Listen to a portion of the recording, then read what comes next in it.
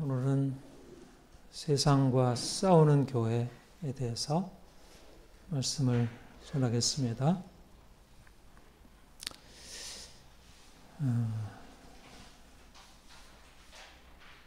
교회가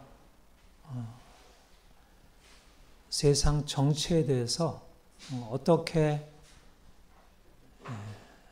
반응해야 할까? 우리가 하나님을 믿는 것은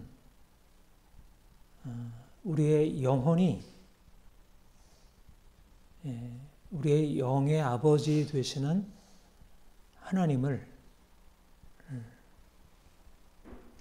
우리 아버지로 알고 그분과 인격적인 관계 안으로 들어가고 그래서 그분의 사랑을 받고 그 사랑에 대해서 응답하는 것입니다. 기독교 신앙은 기본적으로 하나님과의 인격적인 관계, 아버지를 아버지로 알고 우리가 자녀로서 아빠, 아버지라 부르고 그 아버지의 사랑 안에 거하는 것입니다.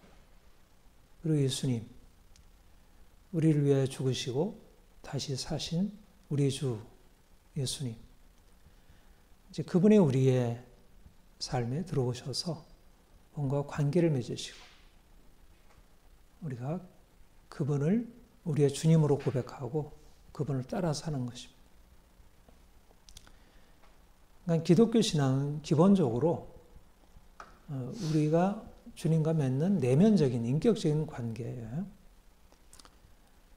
그러니까 우리의 현실 문제, 가정에서 자녀들을 어떻게 키울까, 또 직장에서 어떻게 일을 잘 할까, 사람들을 어떻게 관계를 맺을까, 우리 사회를 어떻게 좀 더 좋게 만들까 하는 그런 현실 문제는 사실 신앙의 중심은 아니에요. 오히려 이제 그 모든 현실적인 것에서 우리가 좀 이렇게 거리를 두고 떨어져 나와서 보이지 않는 하나님을 우리가 만나서 알고 그분과 관계를 맺는 것에서 시작을 해요. 그러니까 보이지 않는 하나님을 우리가 만나서 아는 게 없다면, 그분과의 관계 안으로 들어가는 게 없다면 사실 신앙은 시작도 안 되는 거죠. 그리고 우리가 매일매일의 삶에서 주님의 뜻을 깨닫고 그분이 나에게 말씀하시는 걸 듣고 내가 그분에게 응답하여 사는 삶이 없다면 내가 온전한 신앙으로 살아간다 할 수 없습니다. 그러니까 하나님과의 관계는 무엇보다 영적인 관계이고, 그래서 우리의 모든 삶의 문제들을 어떻게 보면 잊어버리더라도 가정에서 무슨 문제가 있고, 아이들에게 무슨 문제가 있고, 우리 직장에서 무슨 문제가 있고, 사회에 무슨 문제가 있고, 그 모든 어떤 것보다 사실 내가 하나님을 알고 하나님의 말씀을 듣고 하나님에게 응답하는 게 중요해요. 그러니까 어떻게 보면 그리스도인들은 현실에서 떨어져 나오는 거예요. 떨어져 나와서 주님과 관계를 맺는 거예요. 그런데 우리가 그렇게 해서 우리의 영으로 만난 그 하나님이 누구신가? 하나님이 우리에게 말씀하시는 그분이 누구신가? 우리가 그분을 알게 되면서 그분과 관계를 맺는다는 게 무엇일까? 그래서 주님과 관계를 맺기 위해서 그분을 위하여 내가 이제까지 붙들고 있던 걸 다 내려놓고 그분 안으로 들어가는 게 신앙의 중심이지만, 그러나 그분을 알게 되었을 때 우리가 그 이후에 우리의 삶에 어떤 반응이 일어날까? 그것은 바로 하나님이 우리를 지으셨고 우리의 영, 우리의 혼, 우리의 몸을 지으셨고 나의 개인적인 삶의 모든 것이 그분의 뜻과 계획 안에서 이루어지고 있고, 그래서 내가 하나님을 안다는 것은 곧 내 자신에 대해서 이제까지 알고 있던 것과 다른 방식으로 아는 것이고, 이제까지 내가 나를 알고 내가 살아왔던 것과는 전혀 다른 방식으로 살아가는 것을 의미해요. 삶의 전체가. 그래서 가정에서 내가 아이들을 키우고 직장에 가서 일하고 친구들과 만나고 현실적으로 살아가는 모든 것에서 이게 하나님이 내게 뜻하시는 말을 내가 깨닫고 거기에 반응하고 살아가는 거예요. 그런데 우리의 삶에 사실은 우리가 점점 이렇게 현실을 알아가고 우리 현실에 살아가면서 느끼게 되는 것은 우리 직장, 우리가 사는 사회, 우리가 속해 있는 국가, 이 모든 것들이 사실 우리의 삶에서 너무나 중요한 요소를 차지합니다. 그러니까 내가 하나님을 섬기는 것과 내가 자녀들을 양육하고 직장에서 일하고 또 우리나라의 형편에 대해서 이러저러하게 듣고 거기에 대하여 생각하고 반응하는 것이 무관하지 않다는 거예요. 무슨 말인지 이해가 되죠? 우리에게 있어서 우리가 주님을 안 이후로 우리에게 가장 중요한 최우선순위는 하나님을 아는 것이고 그분의 뜻을 따라 행하는 것인데 그분의 뜻이라는 것은 우리의 현실적인 삶과 무관하지 않다. 나의 가정생활, 나의 부부관계, 자녀들을 양육하는 것, 직장에 가서 일하는 것, 우리가 돈을 벌고 저축하고 집 사고 이러저러하게 미래를 계획하고 그리고 우리 사회의 형편들을 돌아보고 우리나라가 어떻게 되어 가는가 그것을 아는 것과 무관하지 않다는 거예요. 우리가 하나님을 알게 되면서 느끼는 것은 하나님이 온 세상을 다스리고 있다는 사실이에요. 우리의 영혼을 지으시고 믿는 자들을 구원하셔서 교회를 이루게 하신 그 하나님 아버지가 우리의 아버지시고 예수 그리스도께서 우리의 주가 되실 뿐만 아니라 예수 그리스도 하나님 아버지는 온 세계를 창조하신 분이시고 예수 그리스도는 우리 영혼의 구주실 뿐 아니라 그분은 온 세상 모든 만물에 주시고 모든 만왕의 왕이시라는 사실이에요. 그분은 우리의 영혼에 관심을 가질 뿐 아니라 이 세계 역사, 정치, 경제, 사회, 문화 모든 영역은 그분의 다스림 안에 있다는 거예요. 그리고 이 세상 모든 것들이 그분의 뜻대로 되어져야 한다는 거예요.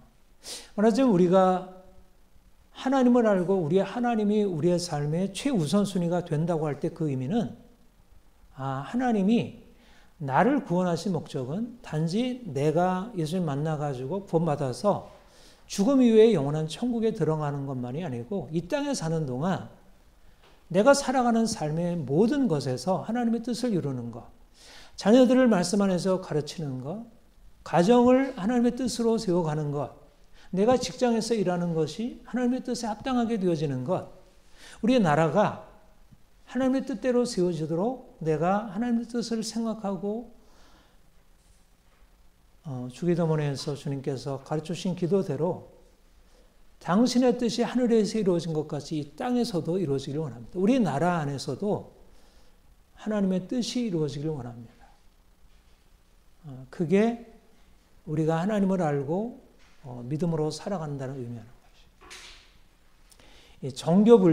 정교분리라는 말이 정치와 종교, 교회와 국가는 분리되어야 한다. 이런 의미로 사용이 돼요. 근데 통상적으로 그 말을 사람들이 이해하기를 정치, 국가가 교회에 간섭해서는 안 된다. 그것 당연히 우리가 인정하고 그건 너무나 당연한 말이에요. 국가는 교회에 간섭해서는 안 돼. 국가가 교회를 이렇게 저렇게 할 수 없는 것은 국가는 이 땅의 관점에서 세상을 바라보고 있는데 교회는 영적인 차원을 다루고 있으니까 사실 국가가 교회를 간섭한다는 건 말이 안 돼요. 하나님의 영적인 위계상 국가는 교회 아래에 있어요. 우리가 캐톨릭 교회는 아니어도 적어도 국가가 교회를 판단할 수 있는 위치는 아니에요. 다른 종교에 대해서도 어느 정도는 그렇게 말할 수 있지만 특별히 기독교는 하나님이 세상을 지으셨고 세상 모든 만물을 주관하시고 다스리는 원리를 교회에 계시하셨지 국가에는 계시하지 않으셨어요. 그런 의미에서 국가가 교회에 간섭해서는 안 된다는 것은 너무나 중요한 원리예요. 그러나 교회가 국가에 간섭해서 안 된다. 그 말은 어떤 의미에서는 그 말이 진리기도 하고 어떤 의미에서는 그 말이 진리가 아니에요. 교회가 국가, 정부가 교회가 정치에 관여해서는 안 된다는 의미는 정치는 전문의 영역이에요. 정치는 정치가들이 하는 전문 영역이에요. 교회는 영적인 것을 다루는 것입니다. 목사는 말씀에 대한 전문가이고 영적으로 성도들을 세워가고 교회를 세워가는 사람이지 국가에 대해서 이래라 저래야 할 것은 아니에요. 그는 정치인들이 할 일입니다. 그러나 정치, 국가가 어떻게 되어져야 하느냐는 것은 하나님의 뜻 안에서 이루어져야 돼요. 근본적인 정치의 원리, 정치의 방향, 목표는 성경에서 계시된 하나님의 뜻이 전제가 되어야 돼요. 그래야 바른 국가, 바른 정부가 세워질 수 있어요. 그러니까는 교회는 정치에 관여하지 않고 정치와 무관해서는 안 돼요. 교회는 정치에 관여를 해야 돼요. 적극적으로 관여를 해야 돼요. 정치가 나야 할 방, 정부가 나가야 할 방향에 대해서 바로 가르쳐줘야 돼요. 마치 구약의 선지자들이 직접적으로 그들은 정치하는 사람들은 아니잖아요. 그런데 왕들이 선지자들의 를 통해서 하나님이 말씀하시는 걸 듣고 다스려야 돼요. 물론 서열상은 왕들이 위일 수 있어요. 그러나 선지자들은 왕들 아래 있지 않고 오히려 왕들 위에 있어요. 왜냐하면 선지자들은 하나님의 말씀을 들으니까. 왕들은 직접적으로 하나님의 말씀을 들을 수 없어요. 마찬가지로 교회는 하나님의 말씀을 듣고 하나님의 뜻을 깨닫는다는 면에 있어서 세상 정치 위에 있다는 것. 그러니까 정부는 교회를 통해서 선포되어지는 진리를 듣고 거기에 따라 행해야 됩니다. 어떻게 정의롭게 이루어져야 할지 사실은 특별히 오늘날 우리가 자유민주주의 원리 가운데에서 행하고 있는데 오늘날 특별히 사실은 정치의 기본 원리는 성경으로부터 비롯되었고 성경의 원리를 구체화한 것이 자유민주주의 정치예요. 그런 의미에서 교회는 성경의 진리를 구체적인 정치 상황에 연결해서 이렇게 나라가 이런 원리에서 세워져야 합니다. 지금 되어지는 것은 정치적으로 현실적인 문제를 해결하기 위해서 그렇게 하는 것 같지만 이건 성경의 원리에 합당하지 않습니다. 선지자들이 왕들에 대해서 비판하고 그렇게 하면 안 됩니다. 그것은 하나님이 말씀하시는 성경의 뜻에 합당하지 않습니다. 이렇게 가르쳤듯이 교회가 그 일을 적극적으로 감당해야 해요. 특별히 오늘날은 더 그럽니다. 오늘날은 특별히 더 그래요. 시대가 옛날과 다르게 모든 영역이 네트워크로 서로 연결되는 시대가 되었기 때문에 정치도 교회의 영역 안으로 자꾸 들어오고 있고 교회도 정치와 연결을 맺지 않을 수 없는 시대가 되었어요. 그래서 더군다나 교회는 자신의 의도와는 다르게 정치적인 일과 연관해서 서로 시비가 일어나게 되잖아요. 그래서 지금 손혜원 목사님이 정치적인 사안들에 대해서 설교하고 또 그것에 발언했다가 지금 압수수색 당하고 또 체포되고 구속되기까지 했습니다. 아무튼 지금 상황에서 정치의 영역을 하나님이 다스리시고 하나님이 다스리시는 정치의 영역 안에 하나님의 뜻이 어떻게 이루어질지에 대하여 목사인 저나 또 모든 성도들이 함께 생각하고 기도하고 나아가야 한다 말씀할 수 있습니다. 예, 복음은 정치적이에요. 왜 정치적일까요? 하나님이 정치적이시죠. 하나님이 다스리시는 왕이셔요. 하나님이 이스라엘 백성들을 택하여 부르시고 그들의 왕이 되시고 이스라엘은 그의 백성이 되었어요. 나라예요, 나라. 하나님이 이스라엘 백성들을 구속하신 이후에 그들에게 자신을 계시하신 것은 자신을 정치적인 주권자로 세우신 것입니다. 그리고 이스라엘 백성들은 하나님의 통치 안에서 어떻게 하나님의 뜻을 따라서 그의 백성으로서 살아가야 할지를 배운 거예요. 그게 율법이에요. 말하자면 이스라엘 백성들이 모세를 통해서 받은 율법 아래에서 그들이 배운 하나님은 왕이신 하나님, 정치의 수장이신 하나님, 최고의 머리이신 하나님을 그들이 배우고 그 하나님이 다스리는 나라에서 그들이 어떻게 백성으로서 하나님의 나라를 바로 세울까 하는 것으로서 그들이 훈련받은 것이 이스라엘 백성들의 역사는 바로 정치의 역사예요. 그리고 실제적으로 이 안에 놀라운 정치적인 원리들이 가득 담겨 있어요. 그리고 예수 그리스도께서 이 땅에 오셔서 죽은 자 가운데 살아나시고 승천하셔서 그는 만왕의 왕, 만주의 주가 되셨어요. 물론 아직 그가 자신이 만왕의 왕 되신 주 되심을 아직 나타내지 않으시고 장차 오셔서 세상을 심판하실 것을 말씀하셨지만 그러나 그분은 왕, 모든 왕주 왕이시죠. 그리고 그분 외에는 누구도 왕, 주가 없어요. 우리가 예수 그리스도를 우리의 주라 고백한다는 것은 그를 우리의 왕으로 고백한다는 거예요. 로마의 황제, 로마의 가이사가 아니라 로마의 시저가 아니라 예수 그리스도가 왕이시라는 거예요. 그분만이 유일한 왕이다. 그래서 예수 그리스도를 섬기던 그리스도인들이 초대교회에 황제 외에 다른 주를 섬긴다는 이유로 그들이 박해를 받았고 죽임을 당했습니다. 오늘날도 마찬가지로 우리가 이 땅에 사는 동안 우리가 단지 우리의 영혼의 주 되신 예수 그리스도만을 섬기는 게 아니라 이 땅에서 예수 그리스도 외에는 어떤 주도 없다는 것. 만약 우리가 섬기는 주님과 주님을 따르는데 반하는 다른 주권자가 나타나서 우리를 그 통치 안으로 이끌어가려고 하면 그것은 아니요.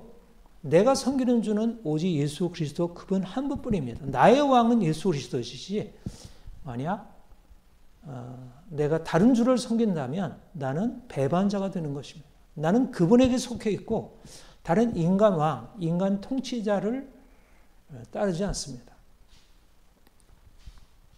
그리스도인은 이 세상에 속해 있다가 세상의 통치자 아래 있다가 예수를 통해서 세상 통치자에서 나온 자유인이에요. 그리스도께서 우리를 자유롭게 하시려고 자유로우셨으니 다시는 종의 멍에를 받지 말라. 우리가 이전에는 율법 아래 있었어요. 여기서 율법이라는 말은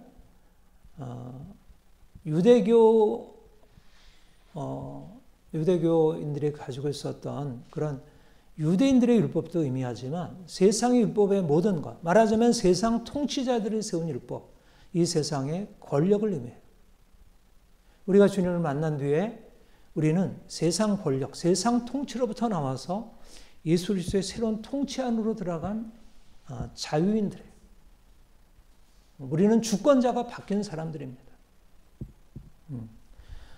우리가 주님 안에서 얻은 자유를 누리고 산다는 것은 하나님의 주권에 대항하는 세상 권세에 대항하여 오직 예수 그리스도만이 우리의 주시다. 나는 그분 안에서 자유한 자라고 하는 것을 선포하고 내가 세상으로부터의 자유를 선언하는 거예요. 마치 이스라엘 백성들이 애굽에서 종노릇하다가 하나님께서 그들을 애굽에서 바로의 손아귀에서 건져내셔서 그들을 자유롭게 하셨을 때 그들은 다시는 노예가 아니고 자유인이듯이 우리가 예수 그리스도를 만나서 그분의 통치 안으로 들어간다는 것은 이전에 우리가 따라가던 어떤 세상 율법, 세상의 질서, 세상의 통치에서 벗어나와서 하나님의 질서, 하나님의 나라의 질서 안으로 들어가서 살아간다는 그것은 우리의 내면적인 질서, 우리의 영혼의 질서, 도덕적인 질서를 의미하기도 하지만 물론 그렇지만 그것이 실제적으로 우리의 삶에 나타나는 구체적인 사회적인 질서, 정치적인 질서를 의미하기도 해요. 그래서 우리가 예수 그리스도를 섬기고 그분 안에서 우리가 자유인이라 선포하는 것은 이 세상 정치에 대하여 하나님이 우리에게 주신 자유를 억압하고자 하고 우리의 자유를 빼앗으려고 하는 모든 시도에 대해서 아니요. 그것에 대해서 저항하는 것을 의미합니다. 오늘날 한국교회는 사실은 하나님이 놀랍게 축복하셨잖아요. 한국교회가 1800, 지금 한 150년 된 거죠. 150년. 150년까지 안 돼도 한 120, 30년 한국교회가 세워진 지가 그렇게 되는데, 근데 그동안에 하나님이 우리 교회를 영적으로 세우시고, 교회를 그래도 이 정도 세우셨어요. 근데 다음 단계는 무엇일까? 다음 단계는 바로 사회, 국가, 정치 영역으로 들어가서 사회적 책임, 정치적 책임을 감당하는 거예요. 물론 아직은 우리가 온전하게 준비가 안 돼 있어서 지금 여러 가지로 어려움을 겪고 있어요. 그런데 주님이 지금 이 시대에 우리에게 말씀하는 것은 이제 주의 은혜를 가지고 나아가 세상을 향하여 예수 그리스도가 주시라고 하는 사실을, 하나님이 우리를 이제 세상의 모든 권세로부터 우리를 자유케 하셔서 우리를 자유롭게 하셨다는 사실을 선포하라. 그리고 모든 세상에 하나님의 권세를 대항하고 있는 모든 것에 대하여 싸움을 세상한테 보여주어라. 이게 세상의 빛으로서의 교회의 책임이라 할 것입니다. 지금까지는 우리가 개인 중심, 교회 중심, 영혼의 중심, 그것이 우리의 신앙생활의 모습이었고 여전히 그게 중요하죠. 그야말로 수신제가 치국평천하 유교의 이제 그런 치국, 어떤 수신의 원리, 대학이라는 거기에서 그런 가르침을 얘기하는데 우리 자신을 먼저 세우고 그다음에 가정을 세우고 국가를 세우는 것, 이것이 사실 우리 기독교 신앙에도 합당하다고 봐요. 그러나 실제적으로 지금 우리 자신을 세우는 것과 국가를 세우는 것이 무관하지 않다는 거예요. 지금 국가의 영향, 이 세상의 영향력이 말하자면 수신, 제가, 치국, 평천하가 따로 떨어져 있는 게 아니고 사실 세계의 영향이 우리 국가에 영향을 미치고 있고 국가의 영향이 우리 가정에 영향을 미치고 있고 가정의 영향이 우리 개인에게 영향을 미치고, 그러니까 우리가 이제 그리스도 안에서 얻은 이걸 가지고 사회로 나아가고 국가로 나아가고 더 나아가서는 세계로 나아가서 이 하나님이 우리의 주시고 모든 세상에 주시라는 사실을 선포해야 한다는 것입니다. 지금 우리 대한민국은 심각한 체제 위기, 공산화의 위기에 처해 있어요. 여러분 느끼죠? 실제적으로 지금 정말 느끼고 있어요.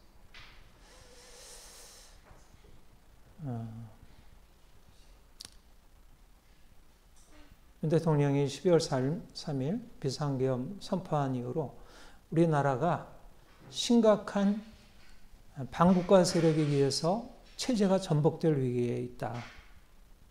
근데 이게 언제부터 본격적으로 이게 아주 빠르게 전개되었죠? 2020년 이 4.15 부정선거예요. 부정선거. 4.15 부정선거가 국회의원을 가짜 국회의원들을 무려 50명 이상을 만들어냈어요. 그래서 갑자기 거대 여당이 된 거예요. 180석. 거대 여당이 되고 나니까 모든 걸 할 수 있게 된 거예요. 문재인 대통령이 뭐 검수완박하고 온갖 불법적인 악한 일을 행하는데 그게 가능하게 된 거예요. 이 거대 야당의 걸 가지고. 입법 독재가 본격적으로 시작이 된 거죠. 그리고 22년 대선에서 가까스로 부정선거를 했지만 가까스로 윤 대통령이 되고, 그런데 24년에 또 총선에서 동일하게 50석 이상의 그 가짜 국회의원을 만들어내는 부정선거 저질러 놓고, 그리고 나서 그때부터 본격적으로 탄핵의 저기를 시동을 건 것입니다. 29번의 탄핵, 예산 삭감. 그래서 결국은 윤 대통령을 탄핵하기에 이르렀어요. 입법부 장악했죠. 그 다음에 행정부를 장악합니다. 선관위를 장악하고 불법 선거를 통해서 국회를 장악하고, 국회를 장악하고 난 이후에 행정부를 장악하고, 그 다음은 순서가 어디죠? 사법부를 장악하면 돼요. 상권을 장악하면 일당 독재가 되는 거예요. 지금 사법부를 장악하기 위해서 엄청나게 지금 노력하고 있죠. 대법원장 끌어내리려고 하고 있고, 사법부를 완전히 조직을 개편해서 대법관 수 늘리려고 하고, 뭐 4심제 만들려고 하고, 특별 내란 재판부라는 이상한 거 만들려고 하고, 검찰청을 다 폐지하는 것이 이미 되어버렸고.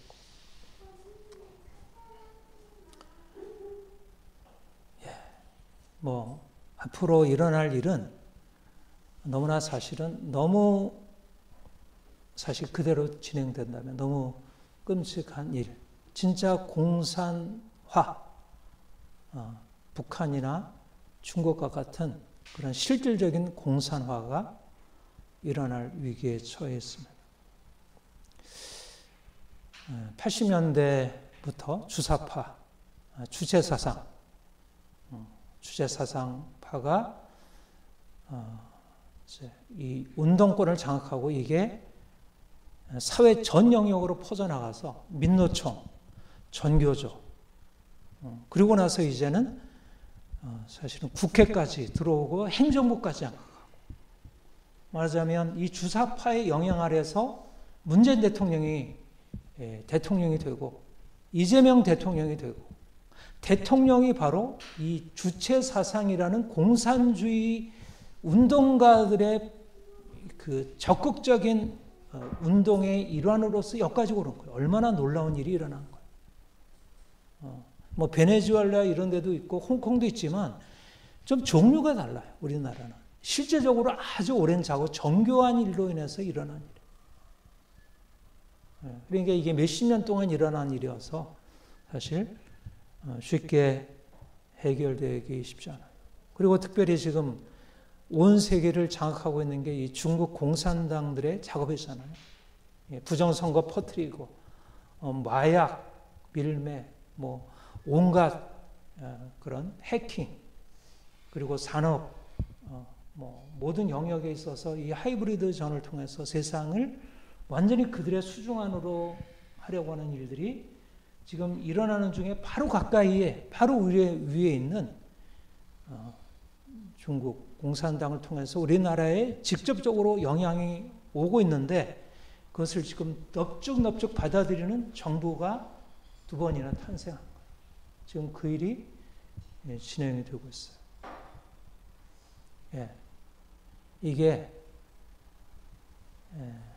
이거를 어떻게 봐야 하나요? 우리 그리스도인들이 이걸 어떻게 봐야 돼요? 사실 현실적으로 일어나는 두려움보다 사실 이 공산주의라는 정체가 우리에게 이해가 안 되면 이게 겉으로 드러나는 것과 이게 사실 겉으로 드러나는 어떤 것보다 더 심각한 위험이 있다는 거예요. 공산주의는 일단은 하나님에 대해서 아주 강력하게 부정하고 미워하고 대적하고 없애려는 거예요. 사실은 막스, 레닌, 스탈린, 모태동, 김일성 한결같이 이어지는 게 뭐냐면 하나님은 없을 뿐 아니라 하나님을 믿는 것은 없어야 한다는 거예요. 그거는 민중의 아편이고, 말하자면 하나님을 믿으면 결국 우리가 가지고 있는 자유를 다 빼앗긴다는 거예요. 말하자면 하나님이냐 공산주의냐 둘 중에 하나이지, 하나님을 믿으면서 공산주의자가 될 수는 없는 거예요. 왜 그렇습니까? 공산주의는 단지 정치 이념이 아닌 거예요. 공산주의는 일종의 영적인 종교입니다. 종교. 그것도 절대적인 종교예요. 다른 어떤 종교보다 절대적인 종교예요. 다른 종교를 허락하지 않는 절대적인 종교예요. 말하자면 우리가 예수 그리스도만이 유일한 왕이라고 믿고 예수 그리스도 외에 다른 왕을 섬기는 것을 우상숭배라고 한다면, 공산주의는 그러한 강력한 사람을, 통치자를 왕으로 세우고 그 아래 절대적으로 복종을 요구해요.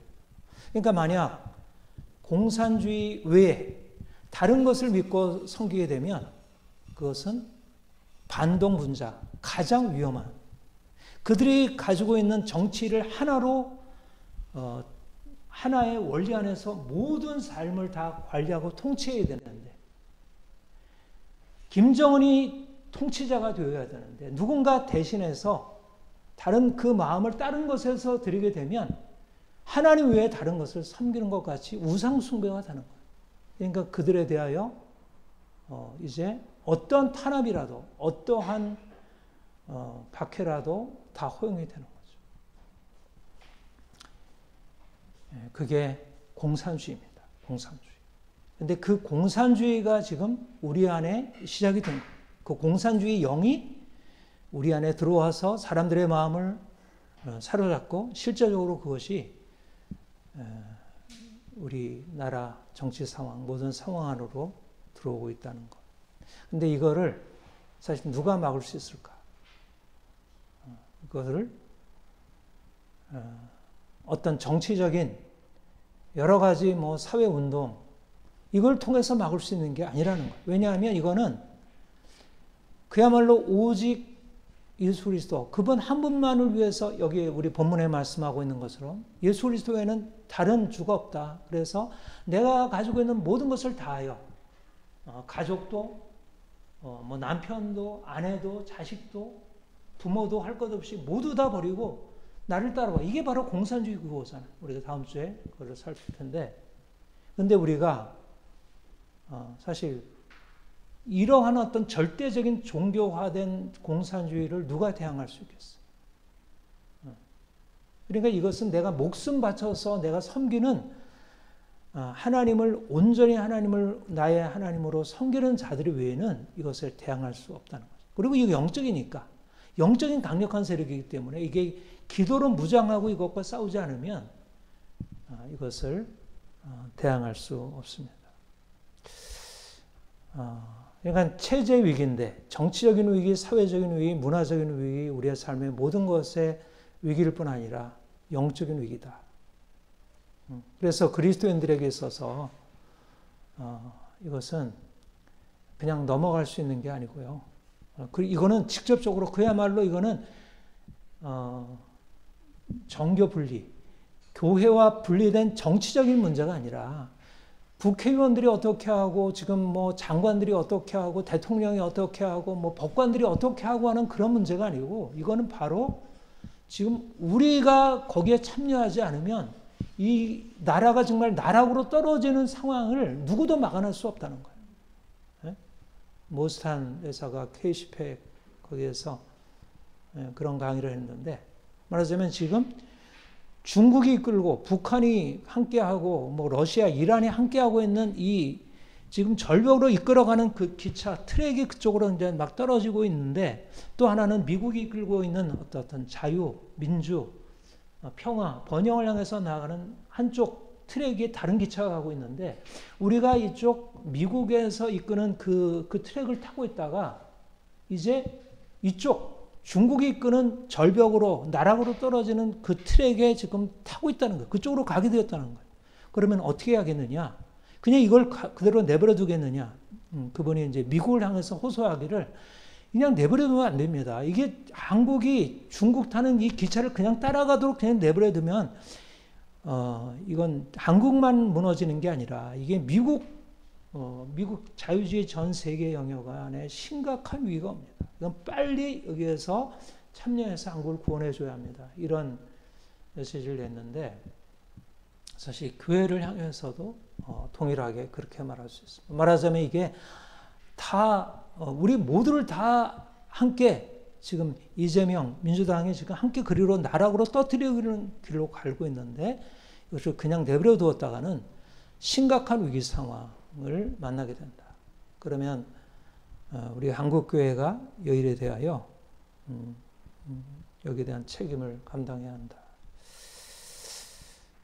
예, 오늘 본문에서 그리스도께서 내가 세상에 뭐라고 말씀하셨죠? 내가 세상에 화평을 주러 온 줄로 생각하지 말라.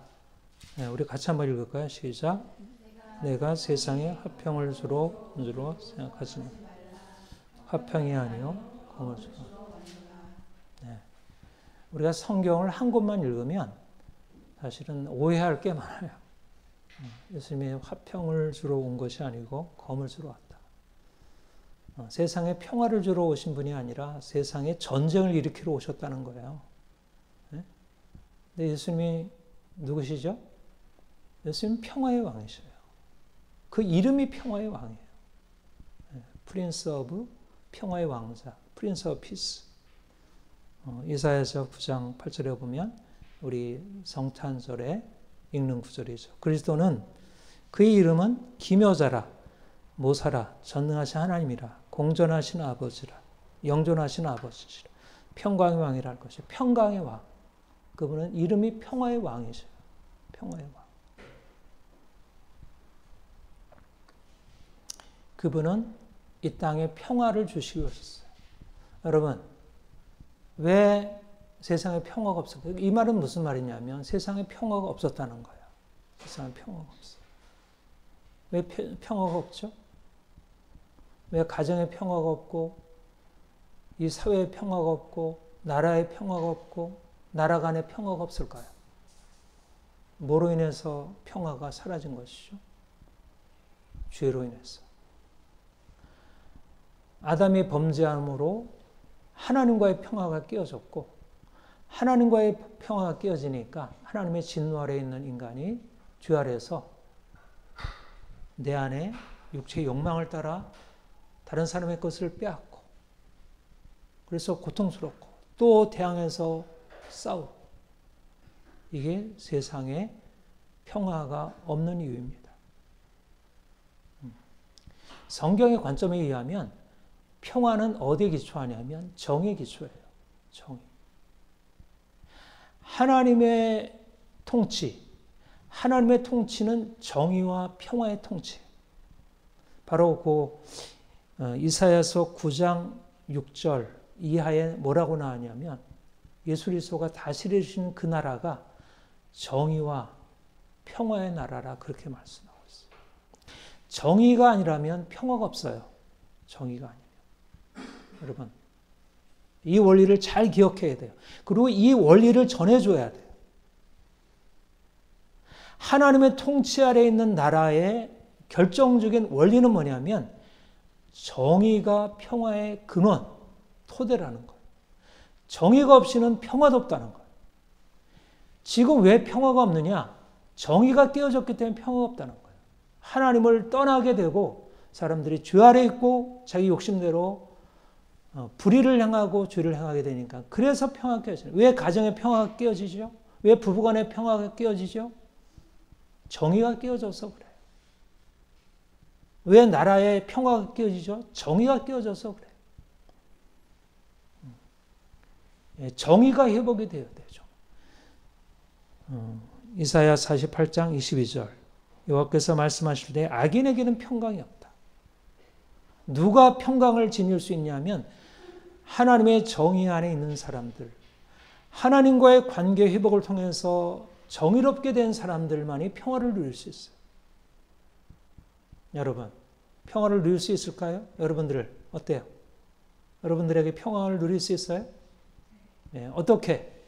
여러분 스스로가 정의롭게 살았어요? 악하게 살았잖아요. 그러면 평강이 없어야 되잖아요. 근데 어떻게 평강이 왔죠? 예수 그리스도.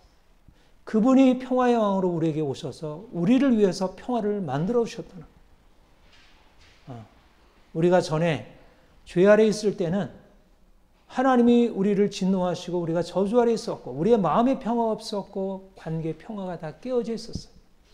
그런데 주님께서 우리에게 오셔서 우리를 위하여 대신 죽으시고 우리가 그를 믿을 때 하나님과의 평화가 회복이 되고 하나님과의 평화가 회복이 되니까 내 마음의 평화가 생기고 그리고 내 마음의 평화가 생기고 우리 관계 안에 평화가 생기기 시작했어요. 정의롭게 되니까. 이전에 내가 남편을 사랑하지 못하고 불의하게 행하고 내가 자녀를 사랑하지 못하고 불의하게 행하니까 남편과의 관계에서 자녀들과의 관계에서 평화가 깨어졌는데 내가 이제 예수 그리스도로 말미암아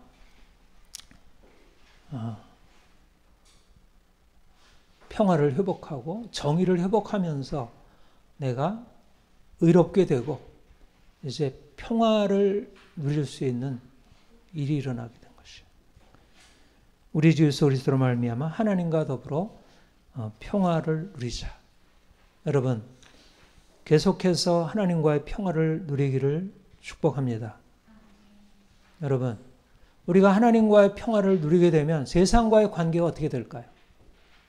세상과의 관계가 더 평화롭게 될까요? 아니면 세상과의 관계가 더 어려워지게 될까요? 세상이 정의롭다면, 세상이 하나님과 평화롭다면 우리가 세상과 더 평화를 누리겠죠. 그렇죠? 근데 세상이 하나님을 대적하고 하나님과 원수되어 있고 그렇게 되면 어떻게 되겠어요? 우리가 주님을 더 가까이 할수록 세상이 우리를 사랑할 수 없고 우리가 세상과 평화할 수 없습니다.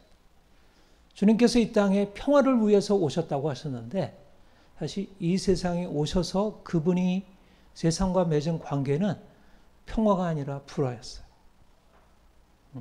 예수님이 세상에 오셨을 때 세상이 어떻게 영접을 했죠? 예수님 오셨을 때 우리 왕이시여, 우리 평화의 왕이시여, 정의로운 왕이시여, 우리를 정의로 다스려 주시고 이제는 우리가 당신께 복종함으로 정의롭고 평화로운 세상을 누리길 원합니다. 이렇게 반응했나요? 당시의 지도자들이, 당시의 통치자들이 예수님께 대해서 반응한 것은 미움, 분노, 그래서 결국은 죽음에 이르겠어요. 그 정전에 이것이니 빛이 세상에 왔을 때 사람들이 자기 행위가 악함으로 빛보다 어둠을 더 사랑한 것이라. 사람들이 악하기 때문에 빛이 왔을 때 빛을 사랑해서 내가 악에서 벗어나서 어둠에서 벗어나서 그 빛을 받아들인 게 아니라 오히려 빛을 대적한 것입니다. 악을 행하는 자마다 빛을 미워하나니 빛으로 오지 아니하나니. 이게 예수님이 오셨을 때 세상과 맺은 관계였어요. 그러면 우리가 주님으로 인해서 우리가 주님과의 평화를 누리고 더 온전한 평화를 누릴수록 세상과의 관계에 있어서 어떻게 될까요? 불화하게 되는 것입니다. 세상이 그래도 하나님의 은혜 아래서 그래도 선하게 어느 정도 유지가 될 때는 그 불화가 심각하진 않겠지. 그러나 세상이 점점 더 하나님을 떠나서 하나님을 대적하는 방향으로 나아가고 불의하게 되고 악한 것이 더 심해질수록 더 우리와 세상과의 관계, 이제까지 그래도 긍정적으로 나름대로 괜찮게 맺었던 관계 안에 균열이 생기고 서로 간에 적대적인 것이 형성이 된다는 거예요. 예. 우리 본문 다시 한번 읽어보겠습니다. 34절. 내가 세상에 화평을 주러 온 줄로 생각하지 말라. 화평이 아니라 검을 주러 하노라. 예. 이 말이 왜 그러한지 이해가 되죠? 우리가 주님과의 관계를 맺음으로 우리가 주님과의 관계 안에서 화평을 누리게 되면 주님과의 관계 안에서 우리가 의를 추구하게 돼요. 어둠을 미워하고 빛을 사랑하게 돼요. 근데 세상은 빛을 미워하고 어둠을 사랑해요. 그러면 당연히 우리가 세상에 들어가게 될 때 내가 빛을 더 사랑하여 빛으로 더 나가면서 어둠을 미워할수록 어둠에 속하고 어둠에 속한 것을 계속 유지하려고 하는 세상은 빛을 사랑하는 우리를 사랑할 수 없는 거예요. 그래서 서로 싸우게 되는 거예요. 검으로 서로를 해하게 되는 거예요. 우리는 우리의 검으로 세상을 해하고 세상은 세상의 검으로 우리를 해하고, 우리는 세상을 사랑하지만 우리가 말하는 그 진리의 검이 사람들을 아프게 하는 거예요. 당신의 삶은 지금 하나님의 심판 아래 있습니다. 그렇게 살면 저주를 받습니다. 그 말이 칼이 되어서 그들을 고통스럽게 하는 거예요. 그래서 그들이 그 말을 견딜 수 없어 하고 결국은 그들을 감옥에 넣든 때리든 죽이든 해야 하는 것입니다. 그냥 우리가 뭐 칼을 들고 한 것도 아니고 뭔가 미워한 것도 아니고 우리는 그냥 말씀을 선포한 것인데 세상은 그것을 검으로 받아들이는 거예요. 그리고 실제적인 검을 사용해서 믿는 사람들을 찌르고 죽이고 감옥에 가두고 고통스럽게 해요. 여러분, 우리가 주님을 믿고 섬길 때 우리가 주님과 더 가까워질수록 우리의 관계 안에 이런 변화가 일어나게 됩니다.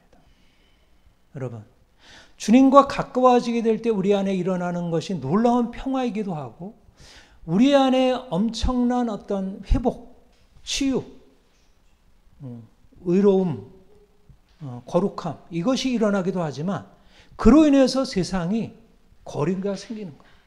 세상이 그전엔 괜찮았어. 뭐 욕심부리고 같이 싸우고 욕하고 뭐 그냥 그래도 뭐 서로 욕하고 나서 또 그냥 하하되고 그랬어요. 그런데 우리가 주님과 관계를 맺을수록 세상이 우리를 바라볼 때 좀 이상하게 됐어요. 거리가 생기는 거예요. 우리도 전에는 괜찮았던 것이 저건 아닌 것 같아요. 그래서 그건 아니지 얘기하게 되면서 뭔가 불편해지기 시작하는 거예요. 본문에 일어났던 일이 그대로 일어나는 거예요. 본문에 뭐라 그랬어요? 내가 온 것은 사람이 그 아버지와 딸이 그 어머니와 며느리가 시어머니와 불화하게 하려면 사람의 원수가 자기 집안 식구리라. 여러분, 가장 가까운 관계잖아요. 아버지와 아들, 딸과 어머니, 며느리와 시어머니. 며느리와 시어머니는 좀 우리나라에서 불화하긴 하지만 일반적으로 가장 가까운 관계인데 자기 집안 식구가 원수가 된다. 가장 가까운 관계다. 이게 뭘로 일어난 일이라고요? 주님께서 오셔서 검을 주신 거예요. 검을. 사람들의 관계를 끊어놓은 거예요. 더 이상 가까이 하지 마. 아니 주님이 그냥 가지 말라고 하는 게 아니고 내 안에부터 이게 검이 생긴 거예요. 저들을 찌르는 검이 내 안에 일어나서 내가 그냥 자연스럽게 사랑의 말로 우리 이렇게 하자. 우리가 좀 더 깨끗하게 살자. 정직하게 살자. 우리 좀 더 사랑하자. 용서하자. 이렇게 많은 말이 그들을 찌르고 공격하는 것입니다. 그랬을 때 그게 이상한 일이라고요? 이상한 일이 아니라는 거예요. 너무나 당연한 일이죠. 그러니까 우리가 세상과의 평화가 있는 게 정상입니까? 없는 게 정상입니까? 세상과의 불화가 정상입니까? 세상과의 평화가 정상입니까? 네, 불화가 정상이에요. 불화. 그러니까 평화롭다는 것은 좀 내가 아직 주님과 온전하게 평화를 누리지 못한 거 아닌가 의심해야 돼요. 근데 내가 불화가 생기는 것은 뭔가 내 안에 빛이 일어나는 모양이에요. 물론 내가 인간적으로 약해서 아직도 내려놓지 못한 나의 이기심 때문에 일어나는 불화. 이것은 문제가 있죠. 그건 회개할 일이지만 내가 하나님 앞에서 정직하고 깨끗하고 사람을 사랑하려고 하는데 상대방이 나를 받아들이지 않아. 근데 그건 이상한 일이 아니라 그건 오히려 너무나 당연한 일이고 그건 정상이라는 거예요. 오히려 그 평화를 위해서 그것을 멀리하는 게 문제라는 거예요. 내가 타협하지 말아야 되는데 아내가 좀 더 마음을 내가 이 말을 하면 아내가 어떻게 생각할까? 자녀가 여기에 대해서 좀 상처를 받지 않을까? 거리가 생기지 않을까? 이러면서 뭔가 조절하고 내가 가지고 있는 것을 좀 약화시켜서 톤 다운해가지고 하게 되면 이런 타협이 일어나게 되면 그게 문제라는 거예요. 오늘날 그 일이 일어나고 있다는 거예요. 교회 안에. 성도들 안에 그 일이 일어나고 있다는 거예요. 성도들이 세상에 나가서 부딪힐 일이 너무나도 많은데 직장에서 부딪힐 일이 너무나 많은데 부딪히지 않고 있다는 거예요. 사장님과 부딪히지 않고 동료들과 부딪히지 않고 있다는 거예요. 교회 안에서조차도 이런 일들이 너무 많이 일어나고 있는데 그냥 적당히 덮고 있다는 거예요. 말하고 있지 않다는 거예요. 침묵하고 그냥 받아들이고 있다는 거예요. 그거는 우리가 지난주에 말씀대로 누구를 시인하는 일이에요? 주님을 시인하는 일입니까? 주님을 부인하는 일입니까? 주님을 부인하는 일이에요. 세상과 싸우지 않는다는 것은 오히려 주님을 부인하는 일입니다. 예, 사람들은 얘기를 해요. 하나님은 사랑이 아니냐? 우리를 화평케 하는 자로 부르지 않으셨느냐? 예수님께서 원수까지 사랑하라 하지 않으셨느냐? 왜 평화를 추구해야지? 예, 그렇게 서로 분란을 일으키시고, 뭐 너만 혼자 예수님 잘 믿는다고 하고 그렇게 하나님께 너무 지나치게 하고 인간관계 그렇게 무시하면 되겠어? 좀 적당히 해야지. 균형 있게 절제하면서 좋은 것이라도 과유불급이라고 하잖아. 이렇게 사람들이 얘기할 때 우리가 뭐라고 얘기를 해요? 내가 세상에 화평을 주러 온 줄로 생각하지 말라. 주님께서는 화평을 주지 않는다는 거예요. 주님이 주실 화평은 무엇에 근거한 것이라고요? 정의에 근거한 것입니다. 내가 정의를 추구하는데 그로 인해서 일어나는 불안은 그거는 마땅한 것이고 오히려 내가 정의를 추구한다고 하면서 정의를 추구하지 않는 사람, 그런 대상과 함께 평화를 구하는 것은 거짓 평화라는 거예요. 그거는 진정한 평화가 아니라 거짓 평화이고 그 평화를 깨뜨려야 하나님의 정의가 회복이 되고 그래야 진정한 평화가 일어나게 되는 것입니다. 악한 세상과 평화를 추구하는 것은 하나님을 대적하는 거예요. 예, 꼭 기억을 해야 합니다. 악한 세상과 평화를 추구하는 것은 하나님을 대적하는 거예요. 자녀들이 악한 일에 서 있는데 그것과 그냥 말 안 하고 침묵하는 것은 하나님을 대적하는 일이에요. 사랑하는 남편이나 아내나 직장의 상사나 동료나 하나님의 뜻을 거슬려서 행하는데 그들과의 평화를 추구하는 것은 그거는 하나님을 대적하는 일이에요. 물론 모든 일에 우리가 간섭해서 이래라 저래라 할 것은 아니고 기도하면서 지혜롭게 해야 할 일이지만 그러나 적어도 우리의 마음 자세에 있어서 중요하다는 것입니다. 우리 좌파들이 쓰는 DEI라는 말이 있어요. 다양성, 평등, 포용. Diversity, Equality, Inclusion.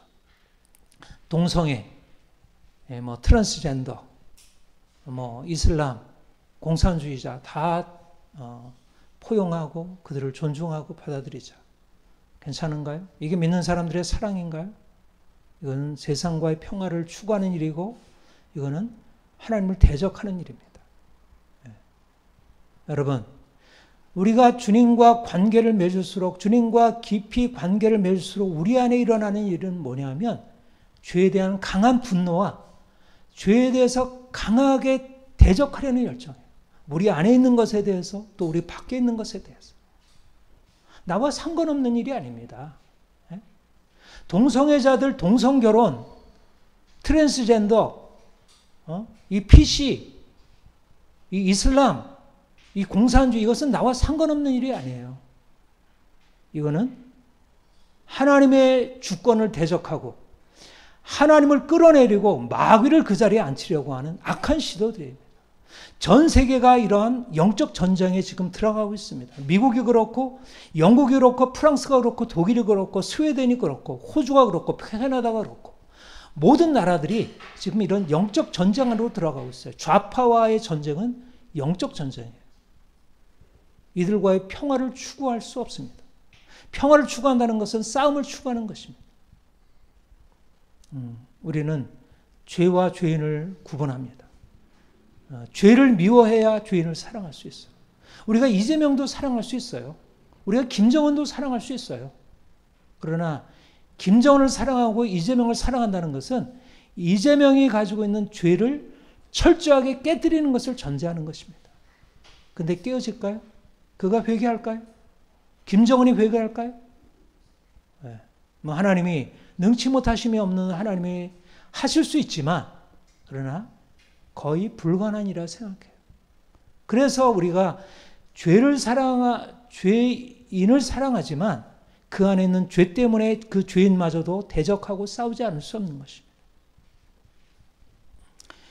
특별히 우리나라가 지금 처해 있는 위기는 공산주의의 위기라고 했습니다.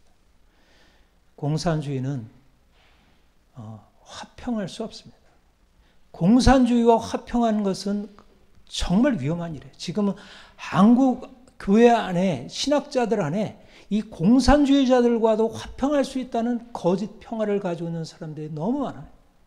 여러분 요즘 영상 봤죠? 오륜교회에서 어떤 장로가 트럼프 대통령이 전 세계를 고통 가운데로 갈고 있다고 트럼프를 돌이키게 달라고 하나님 윤석열 대통령을 이렇게 자리에서 끌어내려서 지금 이 새로운 나라가 지금 시작이 되어서 너무 감사하다고. 오륜교회에서. 이런 영적인 무지가 사실 그 오륜교회 하면 사실 영적인 다니엘 기도에 얼마나 많은 사람들에게 영적인 영향을 미치고 귀한 복음적인 영향을 미친 교회예요. 그런데 그 교회 안에서 이런 일이 일어나고 있다는 사실이 심각한 거예요. 그러니까 지금 온 세계 안에 이런 거짓 평화의 물결이 사실은 확산되고 있습니다. 이것을 드러내고 이것과 대항해서 싸우는 것입니다. 주님이 교회를 거룩한 교회, 하나님께 거룩한 교회가 되기 위해서 어떻게 해야 되나요? 제일 중요한 게 뭘까요? 제일 중요한 게 오직 하나님만. 하나님 외에는 어떤 주도 없다는 거예요. 어떤 주도 없다는 거예요. 그러니까 하나님이 아닌 다른 주를 섬기는 것에 대하여 강력하게 싸워서 예수 그리스도 그분의 주권이 온 세계 안에 이루어지도록. 특별히 오늘날 교회가 이 공산주의로 인해서 공산주의 사상으로 인해서 유럽도 심각하게 하나님의 주권으로 떠나서 인간이 온 세계를 다스릴 수 있다는 이 공산주의 사상이 서구를 완전히 망가뜨려 놨어요. 지금 우리나라 안에도 이것이 강력하게 지금 퍼지고 진행이 되고 있어요. 이거는 그렇게 그냥 멀리 우리가 바라볼 일이 아니라 이게 심각하게 지금 고민하고 하나님 앞에 나아갈 것입니다.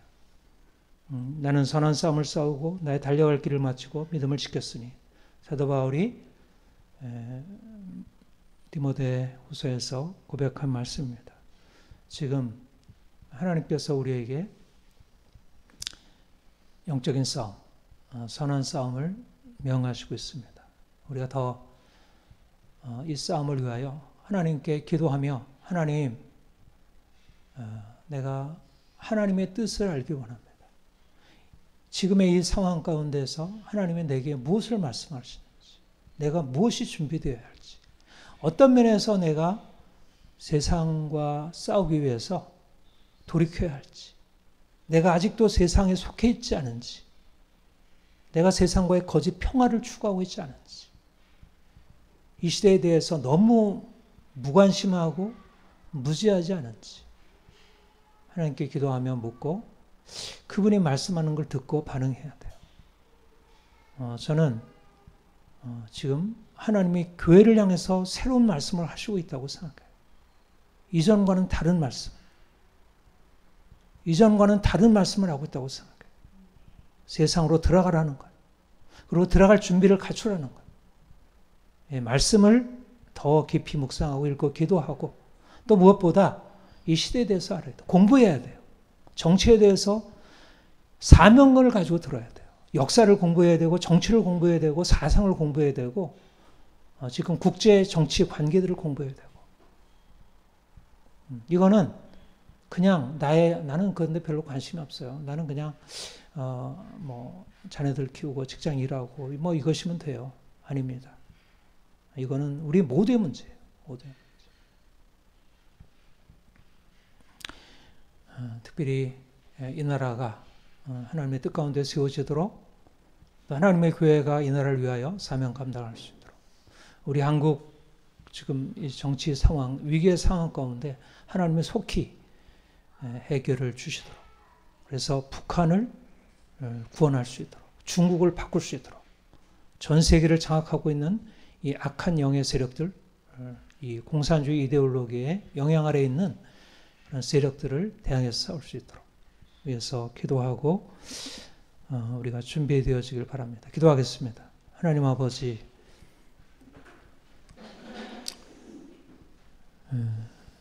주님께서 이 땅에 오신 것은 죄로 인해서 죽었던 우리를 살리셔서 하나님과 평화를 누리고 또 세상에 예수 그리스도의 그 존귀한 이름을 전파하고 또 예수 그리스도 안에서 우리에게 나타난 놀라운 하나님의 나라의 통치의 이 원리를 전파하고 세상을 구원하게 하기 위함인 줄 압니다. 내가 세상에 화평을 주러 온 것이 아니라 검을 주러 왔다 말씀하셨습니다. 주님이 우리를 화평케 하신 후에 이제 검을 들고 나아가 세상과 싸우라 하신다고 하시는 말씀을 듣습니다. 주님, 우리에게 말씀의 검, 성령의 검을 들려주시고 우리가 전하는 말들이 사람들의 삶을 근본적으로 깨뜨리고 파괴하고 건설하는 그러한 영적 검으로 나타날 수 있게 하옵소서. 선한 싸움 싸우고 영적 전쟁에서 승리할 수 있도록 우리의 영혼을 깨끗게 하시고 우리를 전신갑주로 무장하게 하시소서. 정말 하나님의 이 거룩한 싸움에 우리가 잘 수종될 수 있도록 주님 한 사람 한 사람을 영적인 전사로 세워주시고 영적 싸움에서 큰 승리 거두고 주께 영광 돌리게 하옵소서. 감사합니다. 예수님의 이름으로 기도합니다. 아멘.